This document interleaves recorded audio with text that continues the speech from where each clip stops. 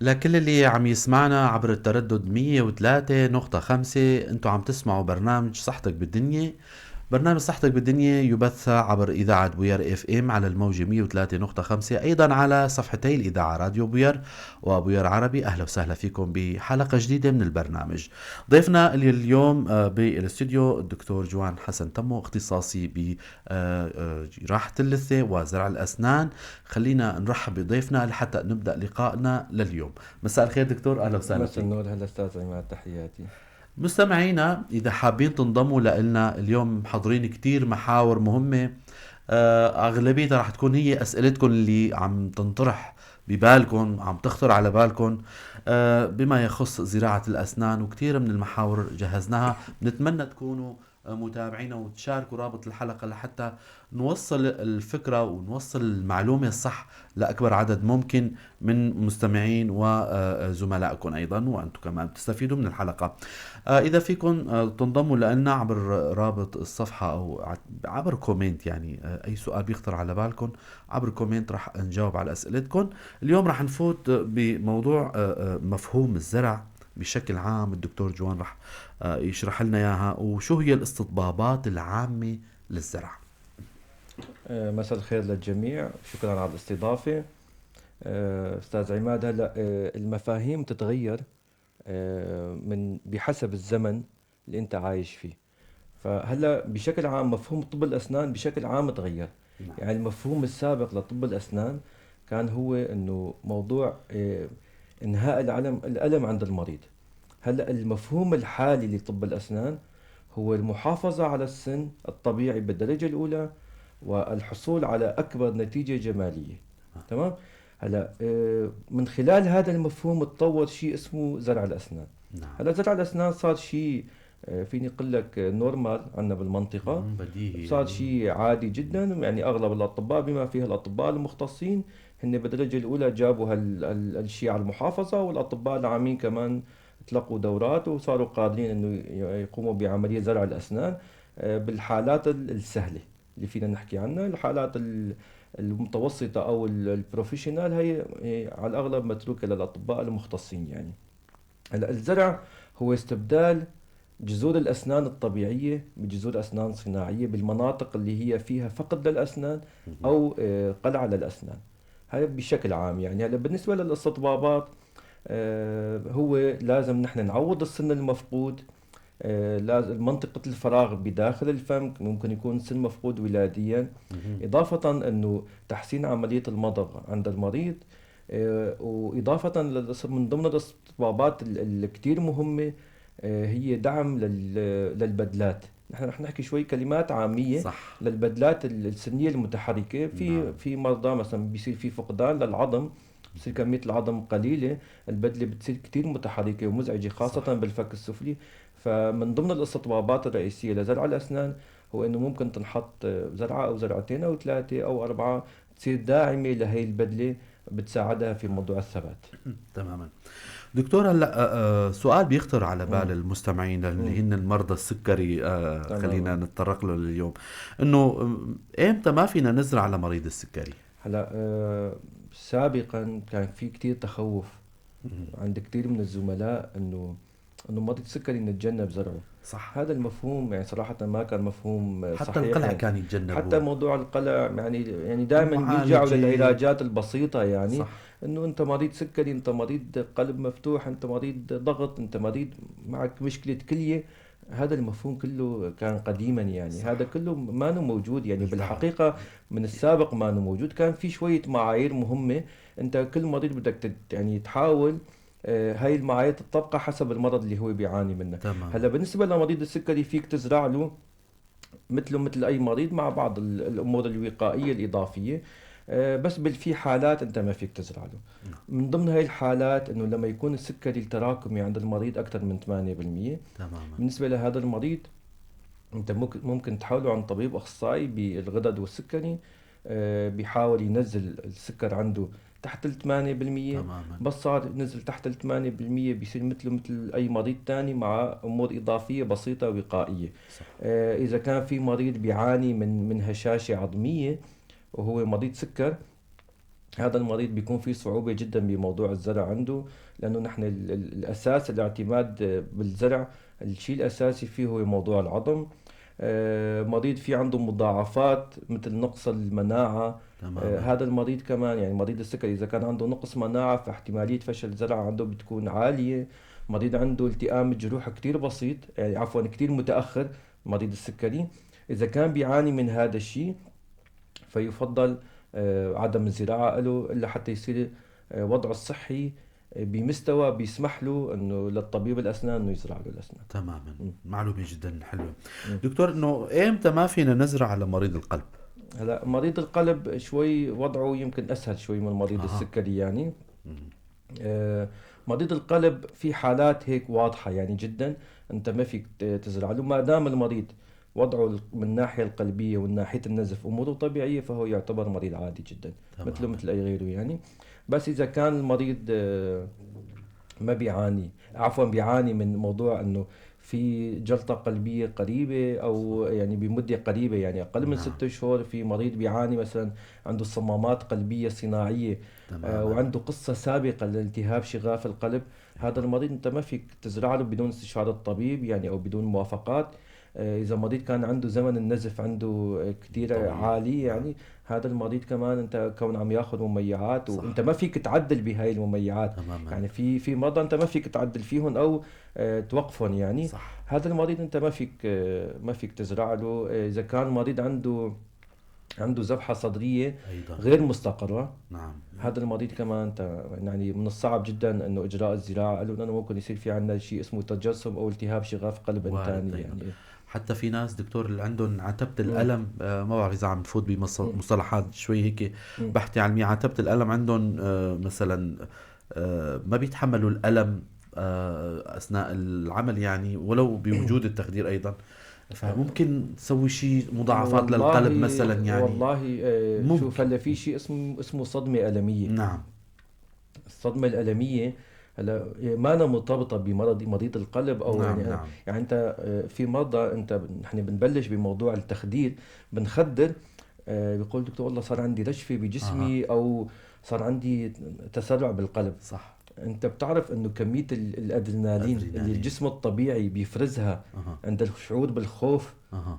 عند الشعور بالخوف صح. بتكون أكبر من كمية الأدرينالين الموجودة بالأساس ضمن المخدر. تمام. ونحن لمريض القلب عادة بنستخدم مخدر يعني بدون أدرينالين. بدون أدرينالين. فيعني بالأساس هذا المريض ما في مقبض وعائي يعني. وعائي ضمن الحقنة، بس هو بيصير معه هذا التسرع نتيجة إنه الخوف يعني. صح. وهو ما بياخذ أكثر من 3 دقائق مهم. بيرجع كل شيء مثل ما كان، مثل ما بيستيقظ كان. المريض ونحن بنبلش الشغل. يعني الخوف هو صراحة نادرا، يعني حتى بالأدب الطبي من النادر ما أنه تسمع أنه مريض صار عنده صدمة ألمية. صح. طبعا الصدمة الألمية هي يعني مخيفة صراحة، صح. يعني أنه ممكن يصير في عنده توقف بالقلب، يعني ما في هو مشاكل كبيرة يعني. بس يعني أنا ماني سمعان خلال تمام. هالسنوات الخبرة تبعي ما اكيد. سمعت أنه مريض صار معه صدمة ألمية، لأنه هذا نادر جدا. ممكن يكون في خوف بسيط، دوخة خفيفة، هي خلال 3 4 دقائق بتختفي يعني بتزول بتروح يعني بتروح تماما. تمام. حابب اذكر مستمعينا وللي عم يسمعونا عبر التردد 103.5، للي عم يشاهدونا عبر البث المباشر راديو بير وبير عربي. طبعا فيكم تنضموا لنا فقط عبر رسالة، عبر كومنت عبر البث المباشر. هلا عم نحكي اليوم عن مجموعة من المحاور والأسئلة بما يخص عالم زراعة الأسنان. ضيفنا بالاستديو دكتور جوان حسن تمو، اختصاصي بأمراض جراحة اللثة وزراعة الأسنان. هلا دكتور، كثير بنسمع انه والله الزرعة الفلانية فشلت، يا ترى شو هي اسباب فشل زراعة الاسنان؟ هلا بشكل عام في نسبة عالمية بموضوع الزرع، يعني هذا الزرع ما في حدا فينه يقول أنا عندي نسبة النجاح عندي بالعيادة 100%. مين ما تماما. كان أساتذتنا بالجامعة لما كنا نحضر محاضرات كان بيعرض لنا حالات الفشل. ايوه. طبعا من القوة إنه صح. الطبيب يعرض حالات الفشل تبعه. جميل من جدا. القوة يعني لأنه أنت لما تعرض شيء اسمه فاشل معناته أنت عم تعرض سبب الفشل، بدك تشرح وتناقش سبب الفشل. أنا بتذكر بال 2022 مهم. حضرنا مؤتمر بجزيرة كيش بإيران. نعم. كان في مؤتمر ضمن المؤتمر هو المؤتمر الخامس لاختلاطات زرع الأسنان. طبعا هو مؤتمر على مستوى العالم، عالم. حضروك يعني أكثر من 1500 طبيب من سوريا كنا شي 30 طبيب. فالمؤتمر كان نقاش فقط أسباب فشل زرع الأسنان. فقط. يعني ما كان عم يجي الطبيب يعرض لك الحالات الناجحة، يعني خلاص موضوع الدعاية من حق أي طبيب يعني، صح. ولكن أنت لما بتيجي بتعرض حالات الفشل وبتناقشها، أنت عم تسوي تقدم للعلم، يعني تماما. بتساعد أنه كيف تتجنب هاي الحالات مصدر الفاشلة، قوة للطبيب. مصدر قوة. بشكل عام في 3-4 عوامل رئيسية لحدوث الفشل يعني. من ضمنها السبب أنا برأيي وحسب الدراسات يعني هي العدوى بمنطقة الزرع. آه. يعني وجود تجسم، وجود عن تلوث سطح الزرعة قبل ما تحطها ممكن. ضمن العظم، ضمن يعني الحجرة اللي انت عم تحفرها. هذا سبب رئيسي. عدم حدوث اندماج العظم لعدة أسباب. ممكن أنت الحفر، أنت عم تحفر بتروية دموية، تروية سيروم قليل يعني، صح. فبيصير في حرق للعظم. صح. بس صار في حرق للعظم مستحيل يصير اندماج عظم، مهما كان نوع العظم قوي، مهما كان نوع الزرعة ممتاز، صار في مستحيل يصير. طبقة عازلة بين بصير في حرق بالعظم، عظم حرق. متموت يعني. صح. فهذا العظم بيمنع حدوث الاندماج، حصول أمراض لثوية ممكن. نعم. حول الزرعة، وهي عادة بتصير بعد الزرع. أها. يعني بعد تركيب الأسنان بفترة ممكن 6 أشهر أو سنة ممكن يصير فشل بالزرعة. هذا نحن بنسميه بالفشل المتأخر يعني. مهم. إضافة لموضوع التعويض. التعويض هو واحد من أسباب الفشل يعني. التعويض السني لما بيكون في قوة زائدة على الزرعة مهم. أكثر من حملها نعم. اللي بتتحمله، فهذا هو واحد من أسباب الفشل.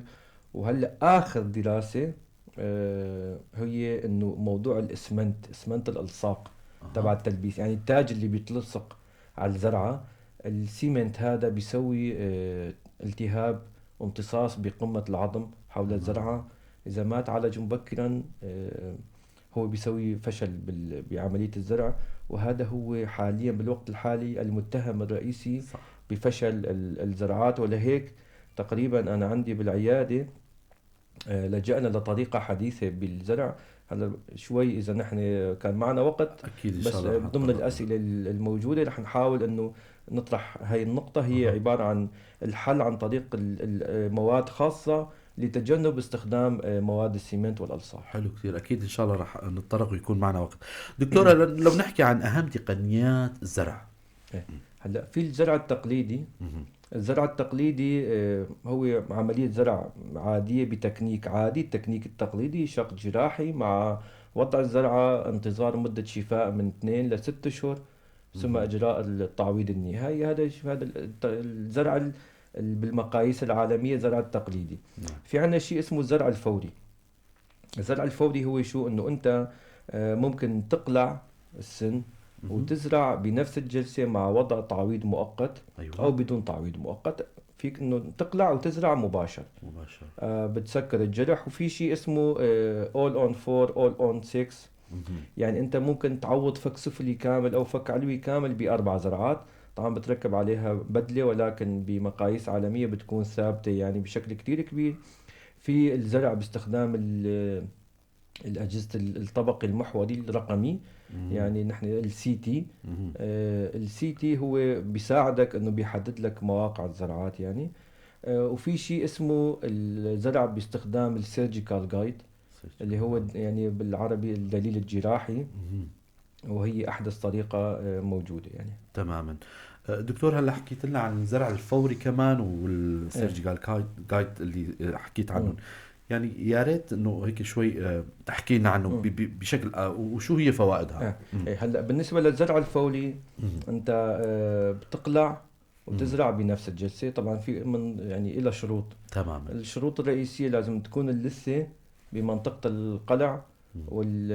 والعظم بمنطقة القلع تكون سليمة. سليمية. يعني ما في عنا انسقامات آفة عظمية، أو ما عنا آفات إنتاج. زروية، ما في عنا أكياس. أكياس. إذا جرف معك الكيس وأنت تكون متأكد أنه تنظف معك 100%، مهم.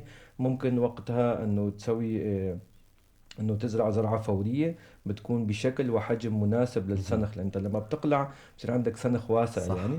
فانت لازم تكون يعني ضامن انه هذا السنخ يتعبى. وممكن انت تستخدم طعوم عظمية خلال هاي العملية يعني. هلا السؤال الثاني هو موضوع الدليل الجراحي. نعم. الدليل يصير في نزال. الجراحي يعني هلا بشكل عام شو هو يعني مهم. هو عبارة عن قطعة بلاستيكية ايوه. بتكون مصنوعة من البلاستيك أو مصنوعة من الإكريل، نحن ما هي مادة سنية. هاي القطعة طبعا كل مريض له يعني له قياس خاص فيه يعني. صح.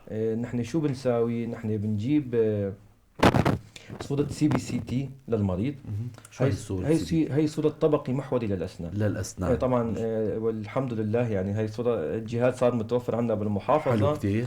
نحن أنا بتذكر يمكن من سنتين كنا اقتنيته يعني. انه مو انا اللي اقتنيته، انه في ولكن طبيب مشكورا موجود. دكتور اشعه دكتور احمد سليمان. اها. ويمكن في مركز كمان جاب ممكن. مركز اشعه جاب، العفو ما حبينا ناخذ نسوي وهن دعايه ما في ولكن مشكلة. انذكر هي يعني مو من سهوا سبيل يعني ايه، الدعاية ولكن نعم. انذكر سهوا يعني. مهم. جاب الجهاز مشكورا. مهم. فالجهاز هو يعني موديل 2023 جميل بتقنيه جدا. عاليه جدا. مهم. يعني فيني اقول لك الفوف تبعه يعني هو المدى الاشعه تبعه يمكن رقم واحد بسوريا. حلو يعني كتير. القياس بيجي قياس 15 فوق، يعني قياس عالي جدا. يعني اها. حتى انا ذاك اليوم شفت انه منزلين دعاية حاطين لي اول جهاز بدرعة اها. من هذا الموديل بفوف 13. فقلت انه نحن عندنا نور. الحمد لله يعني نحن عندنا فوف اعلى. اها. يعني جميل جدا. يعني هن كواليتي حاطينه افضل جديد، يعني. نعم. حاطينه جديد مهم. انه هو التوب صح. عندهم، فنحن حاطينه من سنتين بفوف 15، فهذا صح. شيء كثير ممتاز. مهم. دقة الصورة بتيجي عالية جدا. هو بيعطينا مقاطع للفك، ممكن يكون فك علوي او فك سفلي او جزء رائع. من الفك. طبعا هو ما مو بس للزرع بس، يعني هو اها. ممكن يكون في عندك قلع ضرس عقل، ممكن يكون في عندك اكياس نعم. ممكن في علاج الجيوب الانفية في صورة ممكن. خاصة فيها. فنحن نرجع أطباء لموضوع التقويم كمان ممكن بيلجأوا طبعا، له. ممكن في هو نفس الجهاز هذا نعم. في عليه صورة سيفالومتريك، في حلو. عليه صورة بانوراما يعني، فبيعطي جميل جدا. دقة عالية جدا يعني. مم. وصراحة حتى سعر الصور الأشعة يعني سعرها بالنسبة لسعر الجهاز هو يعتبر سعر رمزي جدا، أو للمناطق المجاورة صح. للقامشلي اها. إنه سعر عادي جدا. آه، فنرجع لموضوع الدليل الجراحي. نحن المريض بياخذ صورة سي بي سي تي. صح. هاي الصورة نحن بنبعتها للمخبر. ايوه. طبعا للأسف لسه على المخابر عندنا ما بتصنع الدليل اها. الجراحي. اها.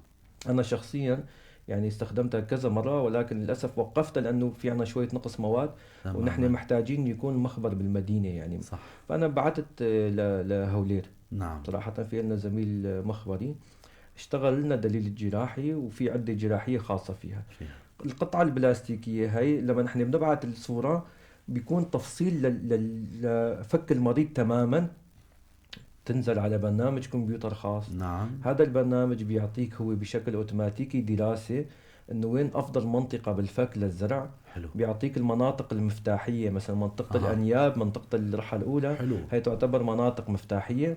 مقترحات ايه يعني. ايه، فبيحدد لك قطر الزرعة وطول الزرعة. وبعدين بينقل هاي البرنامج هاي الصورة اللي هو رسمها. مهم. هو مثل بدلة، شبيه بالبدلة، تماما. لكن هاي البدلة مثقوبة بالمناطق اللي بدك تزرع فيها مثقوبة. تمام. فانت لما بتجي هاي البدلة طبعا بتنخرط على طابعة ثلاثية الابعاد، صح. ببعثوا لك هاي القطعة البلاستيكية، انت بتركبها بتم المريض وبتثبتها ببراغي خاصة. حلو. بتم المريض طبعا، انت ما في داعي، انت بس بتخدر، ما فقط. في داعي للشقوق ولا ابدا. بتثبتها من خلال هاي الثقوب. انت بتدخل الأداة وبتثقب بالعظم. طبعا انت بالاول في نسج رخوة، صح. في أداة خاصة اللي بنسميها البنش. هاي البنش انت بتشيل قطعة من اللثة، اها. بتصير بتثقب هاي المناطق بالعظم. طبعا في شيء اسمه ستوبر، يعني انت ما فيك تدخل القطعة مثل ما بدك. هو بالاساس بيجيك على ورقة خاصة انه مثلا موقع الزرعة الفلانية نعم. هي موقعها النقطة مثلا 7 الفلانية. ملي او هي 8 ملي، فانت اها. بتشيل الزرعة، تشيل القياس 7 ملي، اها. بتفوت بالثقبة اللي محدد عليها 7 ملي. انت بس وصلت ل 7 ملي، 7.1 دوزين ما فيك تفوت، لانه في شيء اسمه ستوبر بيوقفك يعني. بيوقفك. تماما. فانت تقنية جدا عالية جدا. هي عالية. انت بتصير انت بتفوت الزرعات بالمناطق اللي بدك اياها. اها. وبزمن عمل جراحي مثلا بدك تزرع فك كامل ممكن ياخذ معك ساعتين كعمل، اها. باستخدام هاي التقنية ممكن نص ساعة تكون خالص انت، وبدقة عالية جدا، وبالمحور اللي انت بدك اياه، وبدون اي شقوق جراحية وبدون اي خياطة يعني. هذا شيء، هذا هو اللي نتائج اسمه، مذهلة. هذا اسمه الدليل وتقنية. الجراحي. اها.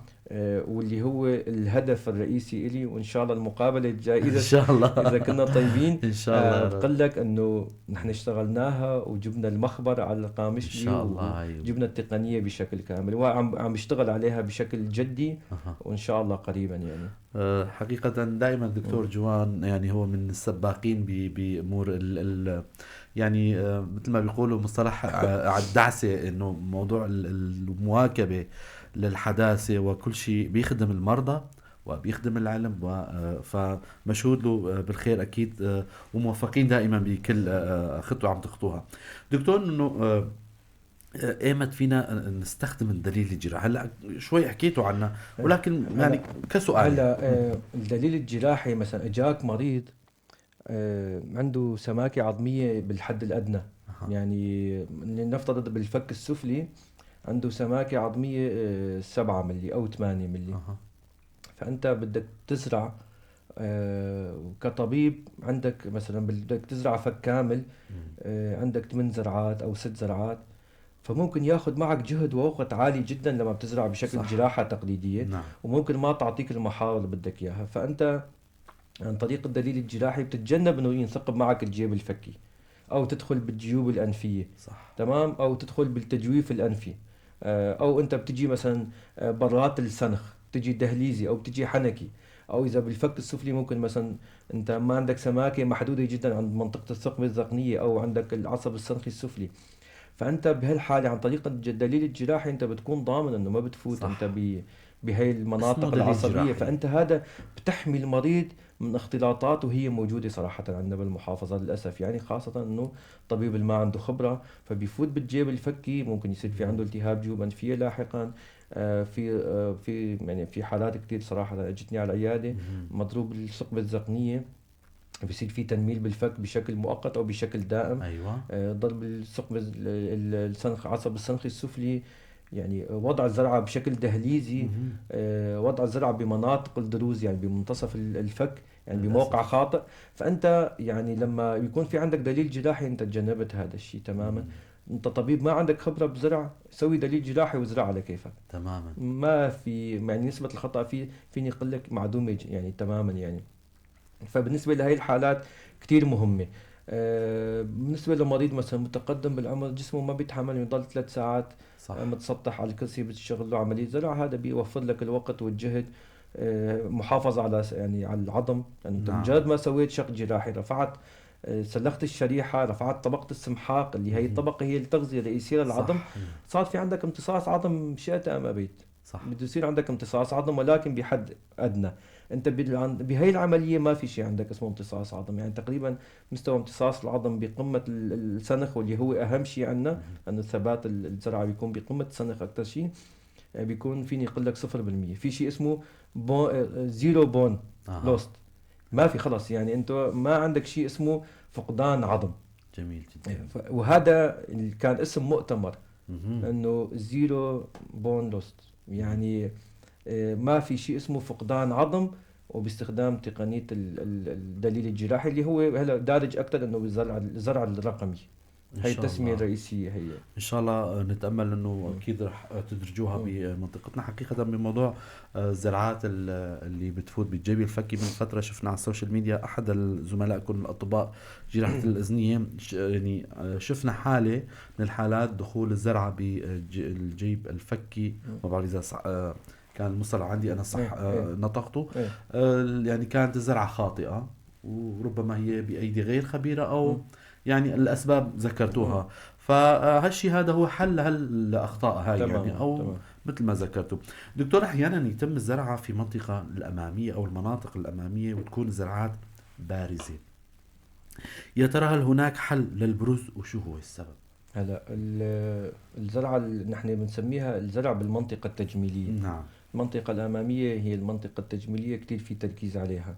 هلا طبيعة الفك وطبيعة الخلق الربانية للبشر، انه العظم بالمنطقة الدهليزية العظم الطبيعي بيكون كتير رقيق. تماما. إيه.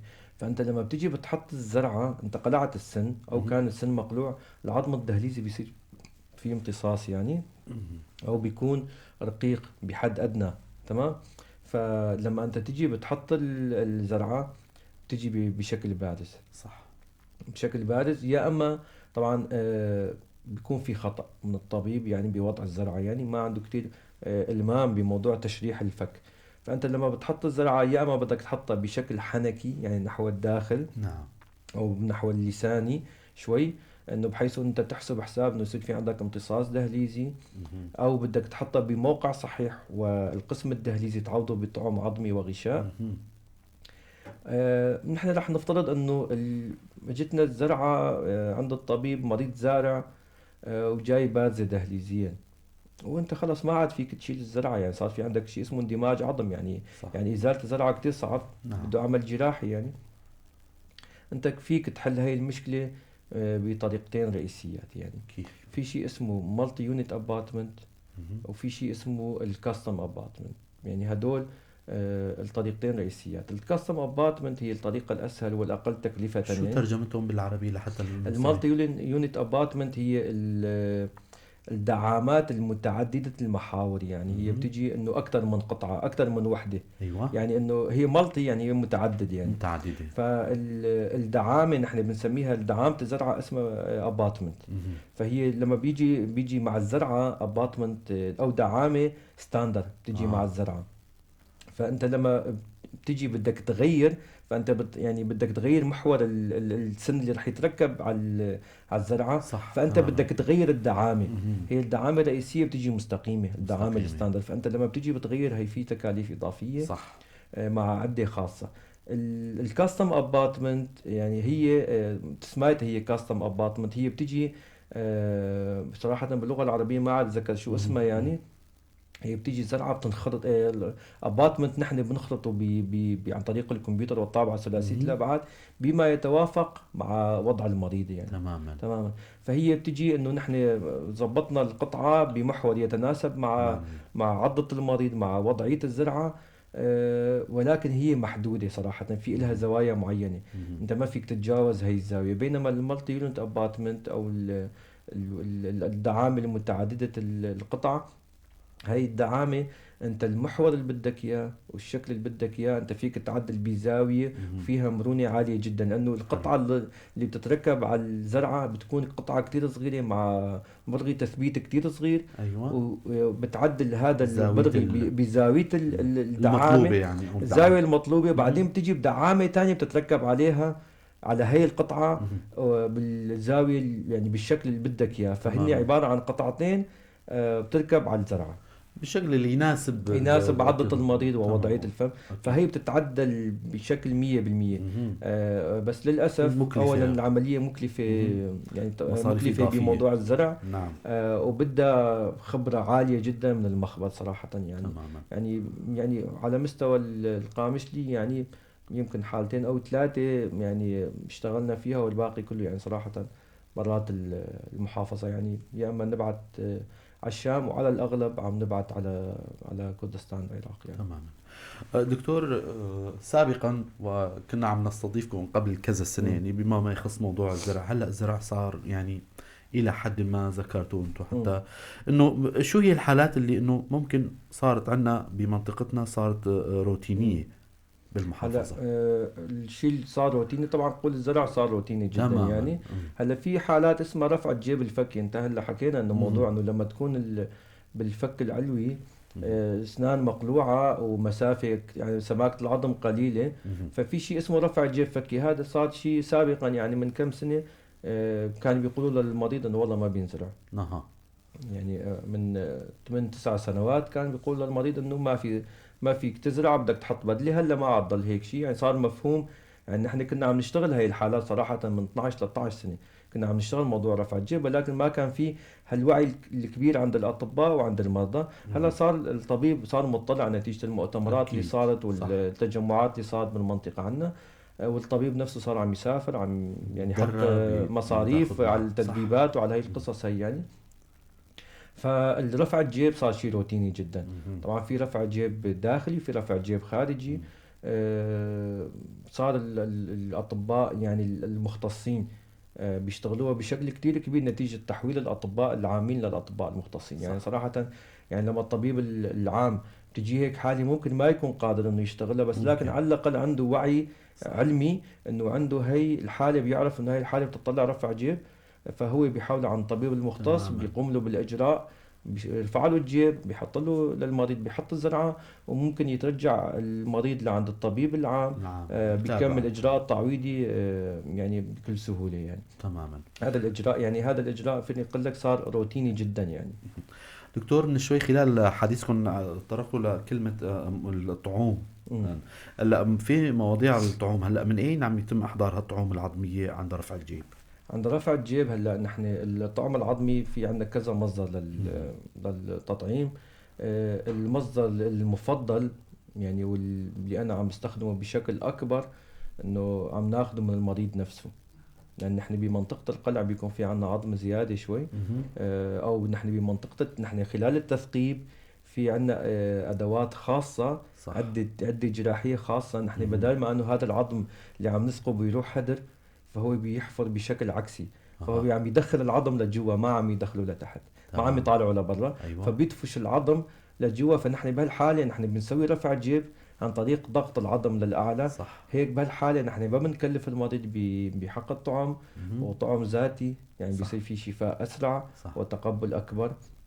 هي الطريقة اللي أنا كتير بعتمدها.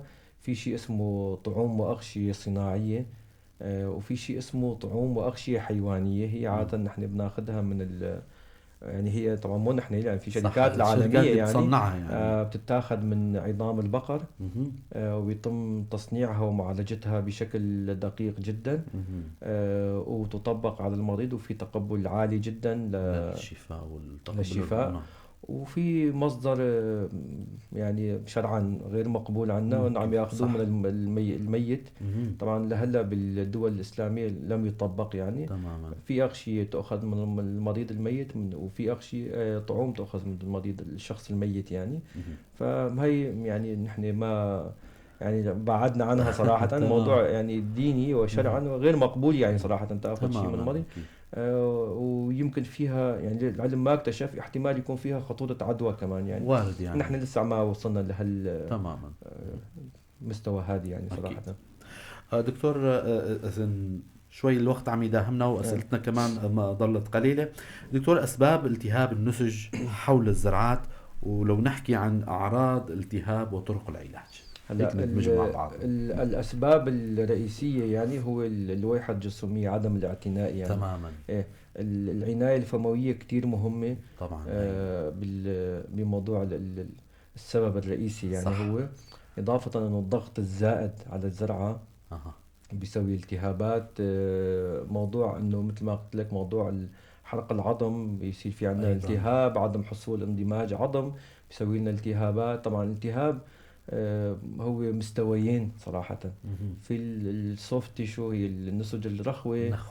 والبون تيشو يعني النسج العظمية، عظمية. النسج الصلبة. هي يعني في عندك هالقسمين، فكل قسم له طريقة علاج خاصة. هلا الأعراض الواضحة بيصير عندنا عادة وزمة بمنطقة الالتهاب، بيصير في عندنا نزف لثوي، بيصير في عندنا رائحة فم، ممكن يصير في عندنا حركة بالزرعة، وهي بتكون بالمرحلة الأخيرة صراحة الحركة. تماما. مداخلة للدكتور رفعت حاجي. مم. سلاماتنا لك. مم. أسعد الله مساءكم، أهلا وسهلا فيك. يعني تعليق، مجرد تعليق. هو ثقافة زرع الأسنان أصبحت منتشرة في منطقتنا، ولا ز- و- آه، ولا ولا ما زالت ثقافة التعويض والاهتمام بالمحافظة على صحة الزرعات تحتاج إلى الكثير من العمل. طبعا تعليقه جيد. دكتور رفعت حاجي بوجه له أخ تحية أكيد. كبير، ويعني هو من أول طبيب أنا تعرفت عليهم بالمحافظة، أول طبيب مختص. مهم. وكان سند كبير صراحة. كتير له كل الشكر يعني. وأنا من بوجه له زمان تحية عبر أنا برنامجنا. من زمان ما حكيت معه صراحة. هو سافر برات البلد، تماما. هو جراح فم وفكين، وكان نعم. له فضل كبير كتير يعني بتطور مهنة الجراحة يعني عندنا أكيد بالمحافظة بالمنطقة. يعني. نعم. هو أول جراح فم وفكين نعم. بالمحافظة، صح. وأنا لما أجيت كنت أول أخصائي لثة أخصائي جراحة بالمحافظة لسه. إيه. نعم. ف يعني صراحة أنا شخص كتير بحبه، مهتم جدا بالعلم. مثله مثل كل هالبشر يعني العالم اكيد. كل واحد صار بمنطقة يعني. اكيد. الدكتور رفعت لما اجى آه. كان الزرع كتير يعني قليل قليل، هنا هون نعم. بالمحافظة. هلا صار شيء روتيني، اكيد هذا الشيء رح يسعده يعني انه اكيد. الزرع صار عندنا بشكل دارج جدا يعني. وان شاء الله نلتقي بالدكتور ان رفعت شاء الله يا قريبا رب. يعني ان ان شاء شاء الله. الله. دكتور جوان، الحديث معكم لا يمل، تسلم تسلم. والمعلومات جدا مهمة وقيمة، لكن الوقت عم يداهمنا. حابب نختم لقائنا انه طرق الوقاية شو هن؟ هلا الطريقة الأهم هي العناية الفموية. نعم.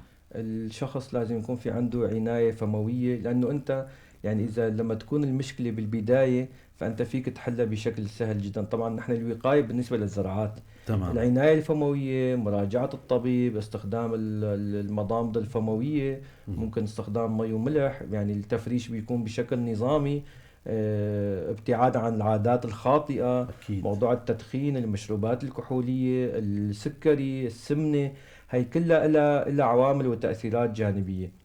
فأنت لما تكون مهتم بالصحة العامة فأنت في كتير شغلات مانك بحاجة لحتى لاستشارة مؤكد. الطبيب فيها، يعني أنت خلاص بشكل روتيني. الشيء الجيد بالشخص إنه إذا كان مهتم بحاله هذا بينقلب على صحته وعلى نفسيته بشكل عام. فأنا دائما عم أقول الوقاية يعني خير من العلاج، يعني دائما والأبدا تماما. يعني.